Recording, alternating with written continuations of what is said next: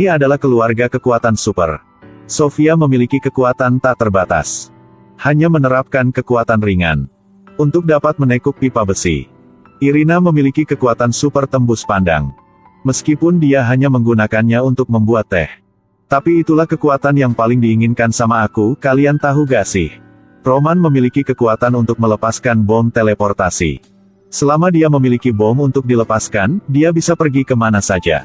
Oke, sana lebih keren dari itu. Dia memiliki kekuatan untuk terbang di udara.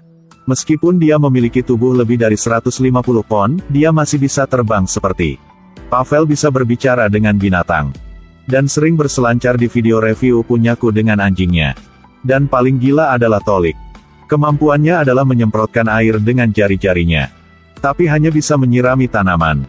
Dan yang penting ada beberapa hari yang lalu. Mereka hanya keluarga biasa. Harus pindah rumah setiap hari. Lalu suatu hari, ketika mereka sedang makan, lalu tiba-tiba sebuah meteorit jatuh dari langit. Tidak ada kejutan, pasti akan ada kejutan. Meteorit itu jatuh ke rumah ini. Ke hari berikutnya, Tolik menggali meteorit itu. Setelah itu, ada perubahan pada tubuh setiap orang di rumah. Meteorit itu telah berubah menjadi seember susu sapi panas. Dan kemudian keajaiban terjadi. Semua orang di rumah memiliki kekuatan beda-beda. Bahkan kakek lumpuh selama bertahun-tahun. Sekarang tiba-tiba bangun dan berjalan normal. Mereka berdua berpikir, meteorit itulah yang menyebabkan anomali ini. Tapi itu menyebabkan lubang besar di atap rumah. Jika ingin memperbaikinya harus mengeluarkan banyak uang. Jadi, mereka memutuskan untuk menggunakan kekuatan mereka untuk menghasilkan uang. Tolik datang dengan sebuah rencana. Sofia akan dijelajahi. Irina menggunakan tembus pandangnya untuk menyelinap ke bank. Menguntit seorang karyawan dan mengintip kode perbendaharaan. Tunggu sampai setelah jam pulang kerja, dia membuka brankas. Dan memasukkan banyak uang ke dalam tasnya. Kemudian dapat mencuri uang dari bank tanpa memberitahu siapapun. Rencananya emang sangat sempurna. Tetapi saat Tolik mengajak Sofia untuk survei TKP, tidak beruntung bertemu kreditur. Kreditur segera melangkah maju untuk mendesak pembayaran. Tolik ingin memperpanjangnya beberapa hari lagi. Namun, kreditur bersikeras mengatakan tidak. Saat itu, Sofia menangkapnya dan menjatuhkan ke tanah. Dua murid yang tersisa, masing-masing juga mendapatkan pukulan. Tolik panik. Segera keluarkan keluarganya dari sana. Dan memperingatkan Sofia. Tidak diperbolehkan menggunakan kekuatan di depan orang lain. Jika melakukan itu, semuanya akan terungkap. Kemudian besok, mereka pergi ke bank terbesar di kota. Sofia menjadi tidak terlihat. Tolik membukakan pintu mobil untuknya. Kemudian membawa Sofia perlahan ke bank. Baru masuk ke dalam. Sofia malah menggoda Tolik. Tetapi mereka tidak mengharapkan tindakan ini. Karena tembus pandang kedaluarsa, itu gagal. Dengan menyedihkan. Mereka harus duduk dan berdiskusi. Tolik menemukan cara. Jika memiliki kekuatan seperti itu, maka harus percaya diri.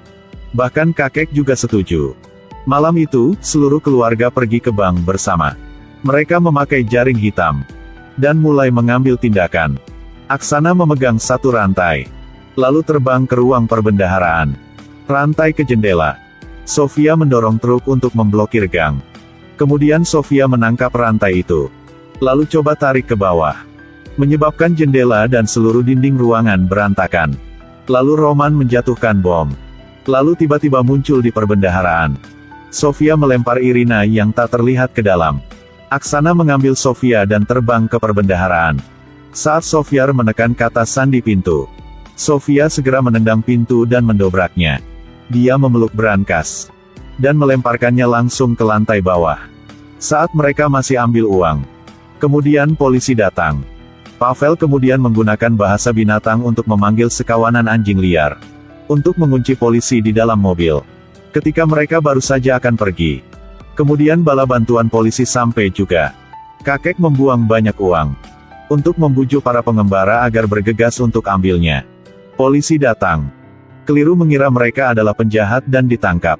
Aksi kali ini berhasil. Membuat seluruh keluarga bersorak dan menari. Mereka akhirnya menjadi orang kaya. Tolik melunasi semua hutangnya. Lalu kenakan setelan bermerek. Minum secangkir anggur 82 tahun. Tiba-tiba dia melihat berita di radio. Menyadari anggota keluarganya ditangkap oleh polisi, Tolik membawa kakek ke pengadilan. Lihat mereka datang. Sofiar menjadi tidak terlihat. Roman langsung kentut. Kemudian tiba-tiba muncul untuk menghentikan polisi yang memegang pistol. Sofia membengkokkan jeruji untuk melepaskan semua orang. Sofiar menggunakan siluman untuk mengalahkan polisi. Mereka mengacaukan aula pengadilan. Tapi begitu mereka melangkah keluar, sekelompok polisi mengepung mereka. Pada saat ini, Aksana terbang ke udara. Sepertinya Magneto sedang mendarat, membuat polisi terkesiap. Sisanya mengambil kesempatan untuk merebut mobil polisi di sebelah mereka, lalu menjemput Aksana. Lalu injak gas dan lari. Para polisi, setelah sadar, juga buru-buru mengejar mereka, dan segera menyusul mereka. Polisi tidak berhenti menabrak mobil untuk menyerang mereka, membuat Roman sangat marah.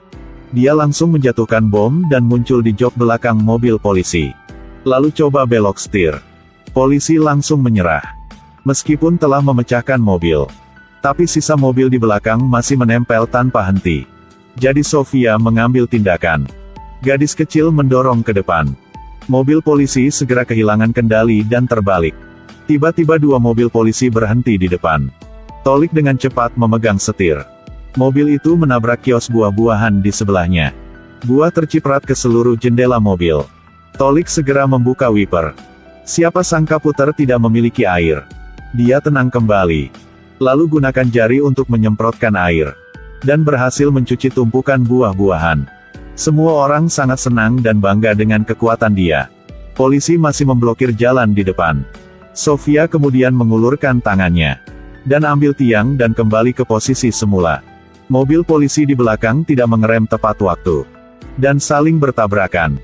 Masih ada mobil polisi yang mengejar mereka. Tiba-tiba sebuah truk berhenti di depan. Aksana melihat ini dan segera mengangkat mobilnya. Mereka berhasil lolos. Tapi beberapa hari kemudian, mereka masih mengembalikan semua uang yang dicuri kembali ke tempat itu. Karena hanya dengan begitu mereka akan dapat kembali ke kehidupan normal seperti banyak orang lain.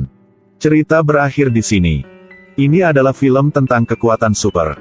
Ini tentang keluarga yang semua anggotanya memiliki kekuatan yang tidak biasa, dan mampu melakukan apa yang semua orang ingin lakukan sekali dalam hidup mereka, yaitu merampok bank.